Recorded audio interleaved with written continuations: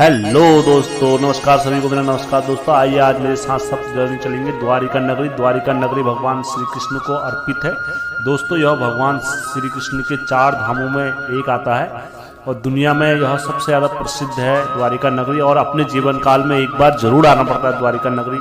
हिंदू शास्त्र में लिखा हुआ है, वर्णित करा गया है। और आइए दोस्तों, मैं वीडियो स्टार्ट करने से पहले थोड़ा एक झलक दिखाता हूं जो पहाड़ी क्षेत्र से हमारे उत्तराखंड घूमूलो क्या टिहरी क्या मुनशारी, उत्तराखंड घूमूलो क्या टिहरी क्या मुनशारी। हाचू हाचू हाचू हम पहाड़ी नीचू पूर्ण अवतारी कृष्ण। कृष्ण से अद्भुत कौन। दोस्तों, मैं आज आपके सामने भगवान श्री कृष्ण की अद्भुत लीलाओं का वर्णन करना चाहता हूं। और आप द्वारिका नगरी पहुंचे मेरे साथ दोस्तों। द्वारिका नगरी में आप जैसी कदम रखोगे तो सबसे ऊंचा जो ध्वज दिखाई देता वो आपको इस चीज का ऐलान करा देगा कि आप लोग द्वारिका नगरी पहुंच गए। और दोस्तों, यहाँ पर भगवान श्री कृष्ण की कण कण में अद्भुति आपको होने लग जाएगी कि यहाँ पर भगवान श्री कृष्ण का वास है। क्योंकि आज भी यहाँ के जो लोग पूछते हैं श्री कृष्ण भगवान को किसी देवता की तरह नहीं पूछते हैं, वो वहाँ राजा की तरह भगवान श्री कृष्ण को पूछते हैं कि हमारे राजा यहाँ पर जो हैं हमें देखने वाले वो श्री कृष्ण भगवान ही हैं। दोस्तों, भगवान श्री कृष्ण जो भगवान विष्णु के 22वें अवतार हैं दोस्तों, मैं उनकी लीला का वर्णन करना चाहता हूँ कि दोस्तों किस तरह उनने दुनिया पर राज करा और किस तरह उनने यहाँ पर प्रत्येक हिंदुस्तानियों के घर घर में आज उनको पूजा जाता है। दोस्तों, हमें ऐसा ग्रंथ दिया भगवान श्री कृष्ण भगवान ने जो हमारे चाहे वो कोर्ट हो, कचहरी हो, चाहे कहीं पर भी हो, तो सबसे जो पवित्र ग्रंथ माना जाता है वो गीता को माना जाता है दोस्तों। किसी के लिए बाइबल, किसी के लिए पुराण नहीं आता है। तो दोस्तों, हमारे हिंदू धर्म को ऐसा श्रेष्ठ एक मार्ग दिखाया श्री कृष्ण भगवान ने। तो मैं आओ दोस्तों, वहाँ के लोग किस तरह भगवान श्री कृष्ण को पूछते हैं, मैं आप लोगों को पहले वहाँ के लोगों से मिलाता हूँ। हमको ऐसा लगा जैसे हम भी यहाँ कृष्ण जी से भेंट करने आ गए। ऐसा मूर्ति हमने कभी पहले देखो, जिसकी जिसकी मन की भावना है, जिसे जैसा जैसा मन में जैसा भाव है वैसे भगवान दिखते हैं।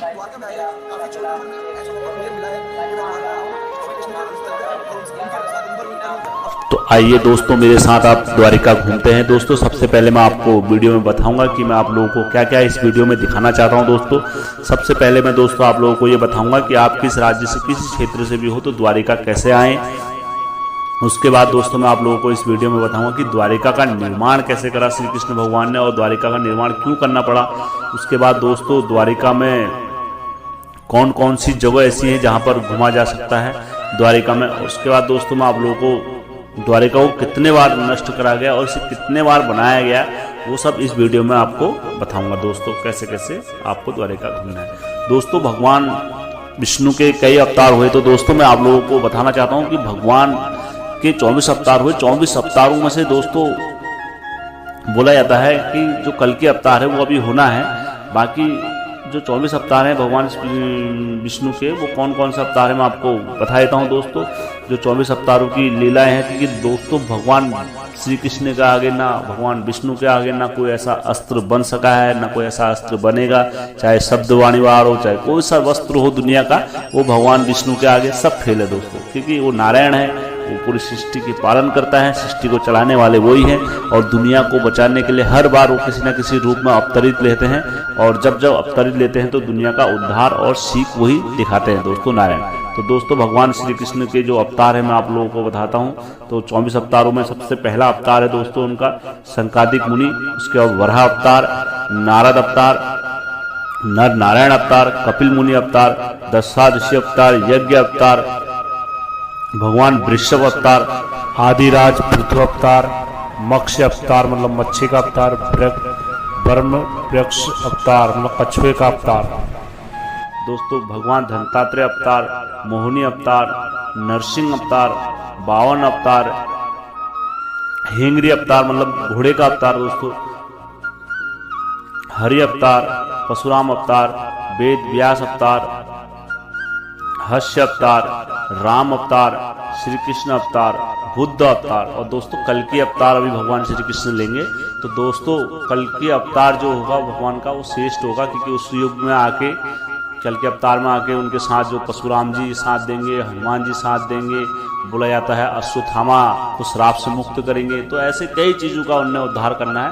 तो दोस्तों भगवान श्री कृष्ण के जो मैन अवतार बोला जाता है, कल के अवतार भी भगवान श्री कृष्ण के मैन अवतार रहेंगे। तो दोस्तों आइए मेरे साथ यह वीडियो स्टार्ट करते हैं। आइए दोस्तों मेरा वीडियो स्टार्ट करते हैं। तो दोस्तों सबसे पहले हम द्वारिका कैसे पहुंचे तो मैं आपको बताता हूं। सबसे पहले हम द्वारिका कैसे पहुंचेंगे दोस्तों, सबसे पहला जो विकल्प आता है तो आप अपने शहरों से जहां कहीं से भी हो तो सबसे पहले आप ट्रेन से आ सकते हैं। तो जब से जैसे रेलवे स्टेशन है जक्शनपुर है, आपको जक्शनपुर रेलवे स्टेशन आपने पहुँचना है। उसके बाद जैसे आपके अगर डायरेक्ट कोई जक्शनपुर की ट्रेन नहीं है तो जो सबसे बड़ा शहर है वहाँ का वो अहमदाबाद जंक्शन है। दोस्तों आप अपने अपने शहर से अहमदाबाद के लिए ट्रेन पकड़ सकते हैं। जैसे हमारे उत्तराखंड वाले अगर काठगोदाम से बैठना चाहे तो काठगोदाम से बैठे मुरादाबाद से अहमदाबाद के लिए ट्रेन चलती रहती है अहमदाबाद। और जो देहरादून से भी बैठ सकते हैं, देहरादून से डायरेक्ट अहमदाबाद के लिए चलती है दोस्तों उत्तराखंड से। तो दूसरा जो विकल्प है हमारे पास वो है बाय रोड का। बाय रोड के लिए जैसे आप सीधा बाय रोड अगर बस में बैठते हैं तो अहमदाबाद पहुँचे, अहमदाबाद से वहाँ से टेम्पो या बुक कर ले, कुछ भी कर ले, 8 या 5 घंटे में आपको 8-10 घंटे में आपको द्वारिका छोड़ देंगे। तो दूसरा तीसरा जो ऑप्शन है वो है फ्लाइट से। दोस्तों आप अपनी फ्लाइट से भी आ सकते हैं, द्वारिका आराम से आप पहुँच जाए। तो दोस्तों आइए मेरे साथ अब मैं आपको बताता हूँ कि भगवान श्री कृष्ण को द्वारिका का निर्माण क्यों करना पड़ा। तो दोस्तों यह इसके पीछे थोड़ा सा एक लंबी कथा है। भगवान श्री कृष्ण को जो द्वारिका का निर्माण करना पड़ा दोस्तों, तो एक राक्षस था दोस्तों, बड़ा खतरनाक राक्षस था जिसका नाम जरासंध नाम का था। दोस्तों जरासंध जो राजा था वो मगध का राजा था और बेदत्त नामक राजा के पुत्र थे। दोस्तों बेदत्त नामक राजा के 2 पत्नियां थी और 2 पत्नियों से उनको कोई औलाद नहीं थी, जिस कारण से वह एक मुनि के पास गए, चंडिक मुनि के पास। चंडिक मुनि ने उनको एक फल दिया और कहा राजन आप अपनी पत्नियों को खिला देना। जब राजा घर जाते हैं बेदत्त नामक राम के तो वह फल को आधा काट के अपनी दोनों पत्नियों में दे देते हैं। तो दोस्तों जब उन दोनों को पुत्र होता है तो वह आधे आधे भागों में होते हैं। तो दोस्तों तो वह दोनों रानियां विलाप करने लगती हैं। तो राजा वो शरीर को बाहर फेंक देते हैं, बच्चों के टुकड़े को। तो दोस्तों जब बाहर फेंक देते तो जंगल में एक राक्षसनी होती है जरा नाम की, तो वह उन दोनों टुकड़ों को मंत्र द्वारा जोड़ देती है। तो वह बच्चा जोर जोर से रोने लग जाता है। तो जब भी राजा लोग वहां पहुंच जाते हैं तो राजा लोग जब देखते हैं तो उस राक्षसी से नाम पूछते हैं कि आपका नाम क्या है। तो राक्षसनी बताती कि मेरा नाम जरा है। तो जरा नाम की राक्षसनी की वजह से उसका नाम रखा जाता है जरासंध। तो दोस्तों जरासंध जो था अपने काल का बड़ा ही शक्तिशाली राजा था।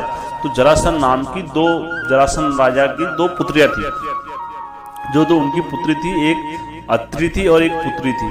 तो इन दोनों की जो शादी हुई थी वो हुई थी कंस से। तो कंस था जरासंध का ससुर। तो जब भगवान श्री कृष्ण जी कंस को जब मार देते हैं तो जरासंध को बड़ा ही इसका दुख होता है, क्योंकि जरासंध उस वक्त का बड़ा शक्तिशाली राजा था। दोस्तों जरासंध ने अपने सभी क्षेत्र के वहाँ के जो राजा थे सबको बंदी बनाया हुआ था उस वक्त। जरासंध ने अपने काल में जिनको जीता था, काशी नरेश, कौशल नरेश, छेदी नरेश, मल्ल नरेश, विदे नरेश, अंग नरेश, वंग नरेश, कलिंग राजा, बोणी राजा, तोंगी राजा, मध्य राजा, कश्मीर राजा, गांधार, रजेश राजा, इन सभी राजाओं को इनने बंदी बनाया था। और एक इनके जो सबसे घनिष्ठ मित्र थे वो थे छेदी नरेश। छेदी नरेश को जो अपना बड़ा घनिष्ठ मित्र मानते थे। और एक थे कलिंग राजा। तो कलिंग राजा थे, कलिंग राजा तो कालीबंती बोलते थे उन्हें। तो उनको भगवान शिव से वरदान था कि वो कभी किसी युद्ध में नहीं हारेंगे। तो एक बार क्या होता है, कलिंग राजा और कालीबंत राजा को लेकर श्री कृष्ण भगवान के सामने युद्ध लेकर बड़ी सेना लेकर आ जाते हैं। तो श्री कृष्ण भगवान उन दोनों को परामर्श देते हैं कि हमारी सेना आपस में नहीं लड़ेगी, हम दोनों आपस में युद्ध करते हैं। तो जो कालीबंत था वो मान जाता है, तो वह उनके साथ युद्ध करते हैं। तो भगवान श्री कृष्ण युद्ध छोड़ के भाग जाते हैं। तो श्री कृष्ण भगवान युद्ध छोड़ के भाग जाते हैं तो भगवान श्री कृष्ण का वहाँ से रण छोड़ नाम भी पड़ जाता है। तो जब श्री कृष्ण भगवान भागते हैं तो एक गुफा के अंदर चले जाते हैं। गुफा के अंदर एक राजा होते हैं, उनको अनंत काल युग युग तक सोने का वरदान था भगवान शिव से। और जो उनकी निंद्रा भंग करेगा तो जो भी उनके सामने हो, जो भी होगा समक्ष, वो उसको देखेंगे तो वो जल के राख हो जाएगा। तो दोस्तों जब भगवान श्री कृष्ण उनको उठाते हैं और उठाने के बाद वह राजा को देखते हैं, तो जैसे उनको देखते हैं वो उनके सामने वो कालीवंत राम का राजा खड़ा होता है राजा, तो उसको जला के राख कर देते हैं। तो दोस्तों बस उसके बाद से भगवान श्री कृष्ण आते हैं, फिर जरासंध अपनी सेना से युद्ध करते हैं उसके बाद श्री कृष्ण भगवान के साथ। तो उसके बाद क्या होता है, श्री कृष्ण भगवान बहुत सोच विचार करते हैं, कहते हैं इतने बार युद्ध हो रहा है तो हमें एक काम करते हैं, बलराम दाऊ से बोलते हैं कि हमें यहाँ से छोड़ के चले जाना चाहिए। तो एक वो गुफा के अंदर चले जाते हैं, हेमगिरी गुफा होती है उसके अंदर चले जाते हैं। तो जरासंध वो चारों तरफ से पर्वत को घेर देता है। घेरने के बाद तो सारा पर्वत को तो जरासंध आग लगा देता है। आग लगाने के बाद सोच लेते हैं कि श्री कृष्ण भगवान अब मर गए हैं। तो उसके बाद श्री कृष्ण भगवान वहाँ से छोड़कर आते हैं। जब आते हैं तो फिर वह द्वारिका नगरी पहुँचते हैं। फिर द्वारिका का निर्माण कैसे करते हैं अब मैं आप लोगों को बताता हूँ। कृष्ण जब द्वारिका पहुँचते हैं तो वहाँ पहुँचने के बाद वह विश्वकर्मा जी को आदेश देते हैं कि एक नियम नगरी का निर्माण करें। तो विश्वकर्मा जी वहाँ पर एक अविश्वसनीय नगरी का निर्माण करते हैं, जो बोला जाता है तीनों लोकों में सबसे सुंदर जो थी उस टाइम पर द्वारिका थी। तो दोस्तों फिर द्वारिका नगरी को वहाँ पर काफ़ी लोग भजन कीर्तन करते हैं और भगवान श्री कृष्ण को द्वारिकाधीश बनाया जाता है। तो भगवान श्री कृष्ण वहाँ से अपना राज करते हैं। तो दोस्तों भगवान श्री कृष्ण ने काफ़ी युगों तक वहाँ पर राज करा। तो बोला जाता है एक कथा अनुसार भगवान श्री कृष्ण ने जब पांडवों का साथ दिया था भगवान श्री कृष्ण ने युद्ध में, तो जब सब पांडवों का नाश हो गया, कौरवों का जब नाश हो गया था पूर्णतः, तब माता गांधारी ने उनको श्राप दिया था। तो वह श्राप इस प्रकार है, और गांधारी ने भी दिया था बोला जाता है, और ऋषि ने भी उनको पुत्र जो श्राप था उनको श्राप दिया था कि आपकी द्वारिका पूरी नष्ट हो जाएगी। उसके बाद वो श्राप इस प्रकार था दोस्तों, मैं आप लोगों को बता तेरे वंश का नाश हुआ। इस प्रकार तुम्हारी आंखों के सामने तुम्हारे यादव वंश का नाश होगा।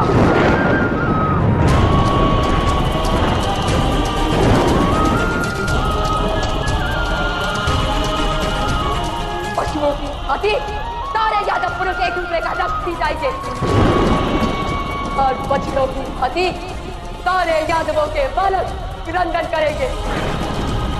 उनके आंसू पोंछने वाला कोई नहीं होगा। जिस प्रकार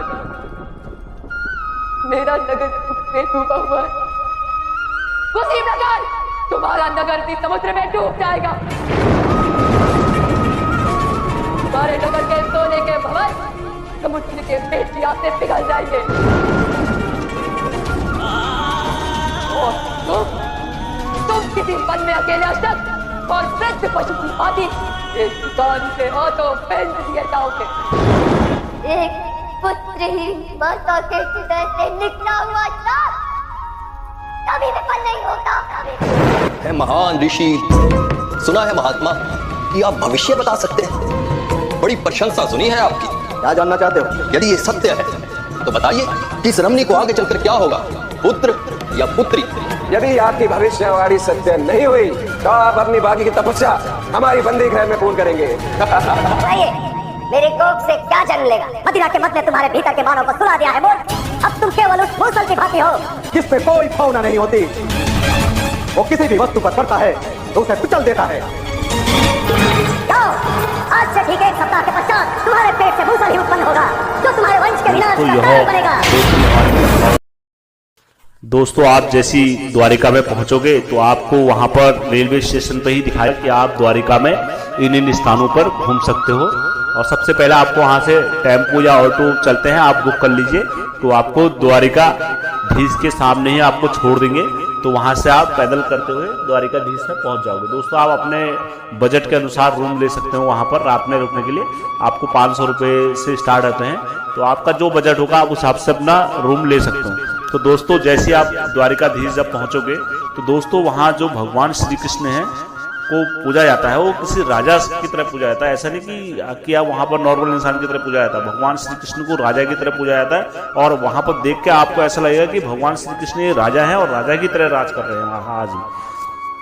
तो दोस्तों भगवान श्री कृष्ण जी को जो दिन में भोग लगता है वो 11 भाग भोग लगता है, और जो इनकी आरती होती है वो दिन में 4 बार होती है। दोस्तों दिन में आरती का जो समय है तो सुबह सबसे पहले होती है इनकी मंगला आरती सुबह, उसमें भगवान श्री कृष्ण को उठाया जाता है। तो दोस्तों उसके बाद 10:30 बजे करीबन होती है श्रृंगार आरती। श्रृंगार आरती में भगवान श्री कृष्ण को सजाया जाता है, और सजाने के बाद भगवान श्री कृष्ण के जो भक्त वगैरह होते हैं वो दर्शन करने आते रहते हैं। तो शाम को 7:30 बजे होती है श्रृंगार आरती, सिंधा आरती। तो उसके बाद श्रृंगार आरती में इनको मामला रात को जो होता है विश्राम वगैरह, इनका विश्राम वगैरह कराया जाता है। तो रात को जो होती है फिर उसके 8:30 बजे बाद होती है वो शयन आरती होती है। शयन आरती में भगवान श्री कृष्ण को खिला पिला के रात को सुला जाया जाता है। तो दोस्तों यह तो भगवान श्री कृष्ण की जो मंदिर की श्री कृष्ण की थी दिनचर्या थी। तो दोस्तों जैसे आप मंदिर के बाहर से पहुंचोगे तो आपको सबसे पहले तुलसी के फूल वगैरह आपको वहां पर बेचते हुए सभी लोग नजर आते हैं कि भगवान श्री कृष्ण को तुलसी बहुत प्यारी होती है ना, कि भगवान श्री कृष्ण की पत्नी बुलाया था तुलसी को, क्योंकि पहले जलंधर की पत्नी थी। तो भगवान श्री कृष्ण ने जो वरदान दिया कि मेरे को आज के बाद तुम, भगवान विष्णु ने कहा, मेरी पत्नी कहलाओगे। तो यह भगवान विष्णु की तुलसी पत्नी कहलाने की वजह से वहां पर भगवान श्री कृष्ण को तुलसी माला बहुत अधिक मात्रा में चढ़ता है। तो दोस्तों जो यह मंदिर की जो है धातु से बना हुआ मंदिर है, चूना और उसके धातु से बना हुआ मंदिर है शिल्पकलाओं से। तो दोस्तों जो इसमें टोटल इमारतें हैं वह है 5 मंजिल, और जो इसके स्तंभ बने हुए हैं दोस्तों वो 60 खंबे लगे हुए हैं। इसमें 60 खंबे हुए हैं, अगर गिनोगे तो तुम पूरे मंदिर में 60 खंबे हैं। तो उसकी टोटल जो ऊंचाई है वो है 37.83।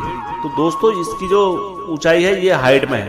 तो दोस्तों आप जैसे मंदिर के बाहर जब निकलते हो तो आपको मंदिर के बाहर निकलते ही ऐसा लगेगा कि आप समुद्र की शोर शराबा इतना होता है कि आप लगोगे कि हम समुद्र के किनारे आ गए। तो दोस्तों मंदिर के बाहर, और जब मंदिर में रहोगे तो आपको कतई शोर नहीं सुनाई देगा समुद्र का। तो जैसे आप बाहर निकलोगे तो दोस्तों बाहर निकलते ही एक सेतु है, सुदामा सेतु नाम रखा हुआ है। तो जो इसका निर्माण करा है वो रिलायंस वालों ने करवाया है इसका निर्माण।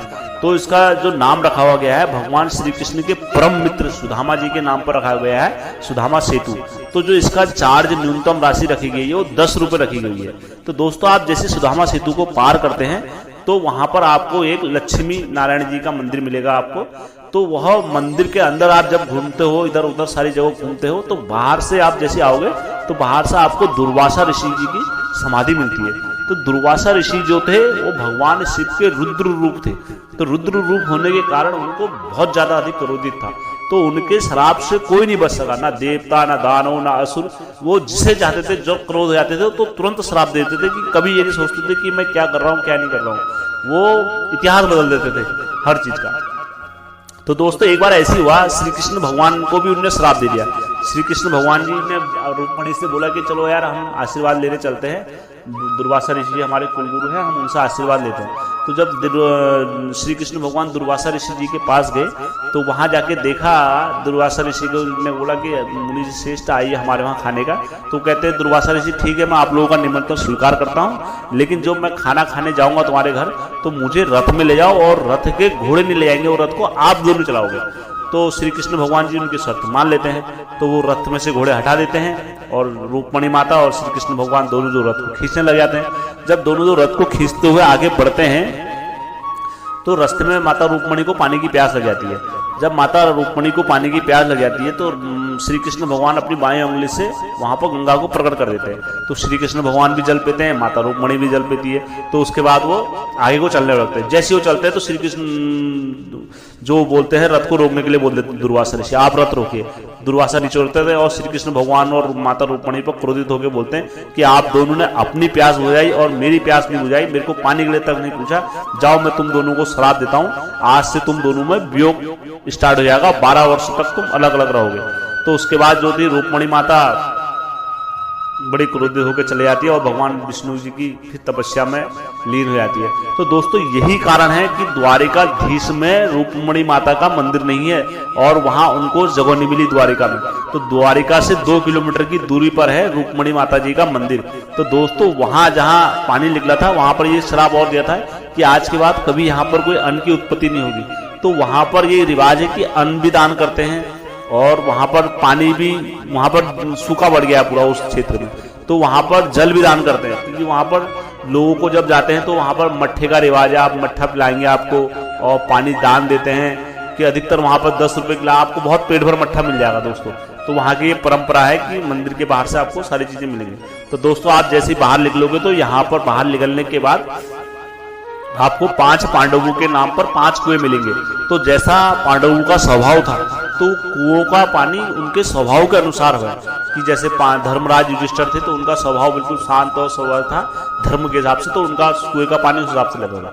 तो दोस्तों वह सारी प्रक्रिया इनकी यह थी। तो दोस्तों आप यहाँ से भी थोड़ा सा पैदल जाओगे तो जो ऊँट रहते हैं उनकी 100 रुपये सवारी है, तो आपको वो द्वारिका तक छोड़ देंगे, समुद्र तक छोड़ेंगे आपको। जब समुद्र में आपको छोड़ेंगे तो दोस्तों आप फिर समुद्र का आनंद ले सकते हैं। लेकिन हम लोग तो दोस्तों यहाँ से पैदल ही गए, कि ज़्यादा दूर नहीं है, थोड़ी सी दूर है, तो हम लोग यहाँ पर पैदल ही गए और हंसते खेलते और काफ़ी हमने आनंद लिया और समुद्र में काफ़ी हमने खेला कूदा और वहाँ पर नहाया धोया और काफ़ी आनंद लिया। दोस्तों समुद्र देव को देख के तो अच्छी की थकान उतर जाती है, जो समुद्र के राजा हुए।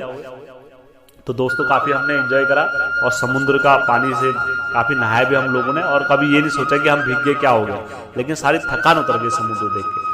दोस्तों फिर हम वहाँ से वापसी आए और वापसी आने के बाद दोस्तों यहाँ से 2 किलोमीटर दूरी के लिए हमने टेम्पो बुक करा और हमने सुदामा सेतु से ही वो बुक कर लिया था टेम्पो वहाँ पर से, कि वो हमें द्वारिका हो गया और भेड़ द्वारिका हो गया, सुदामा सेतु हो गया, गोपी सेतु हो गया, वहाँ पर सब जगह हमें घुमाते हुए लेके हमें शाम को वहीं से द्वारिका जो क्या नाम कहते हैं भेड़ द्वारिका थी, हम वहाँ से भी सोमनाथ के लिए ट्रैवल करके वहाँ से निकल गए थे हम दोस्तों के बीच में से।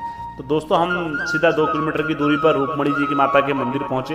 दोस्तों यहाँ मंदिर के बाहर से बिल्कुल ऐसी कलाएं बनी हुई है रूपमणि माता की और मूर्तियों की, सभी प्रकार की मूर्तियां हैं यहाँ पर और एक अच्छे दर्शन होते हैं यहाँ पर देखा जाए तो रूपमणि माता जी के।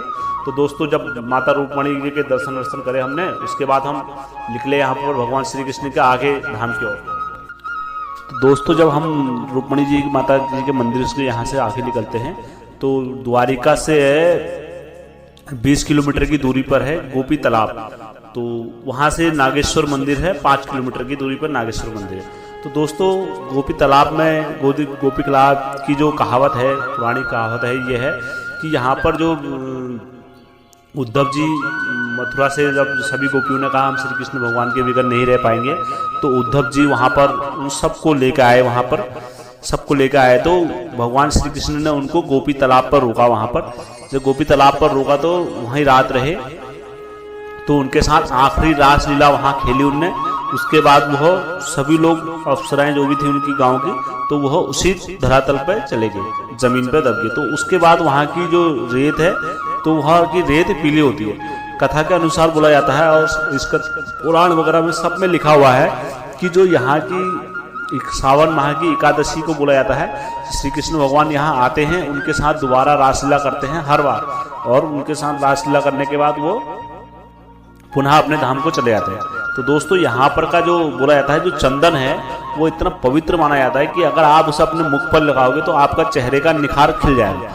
दोस्तों ये कहावत है। और बोला जाता है जो वहाँ पर की जो पूरे गाँव वृंदावन वासी गोपी वाले जो भी मथुरा वासी जो भी आते हैं वहाँ पर, तो वो सब जो भी आते हैं जो मछली के रूप में आते हैं, बोला जाता है गोपी तालाब में। तो वो अलग अलग रंग के होते हैं, कोई किस रंग का कोई किस रंग का, अलग अलग रंग की मछलियाँ पाई जाती हैं वहाँ पर।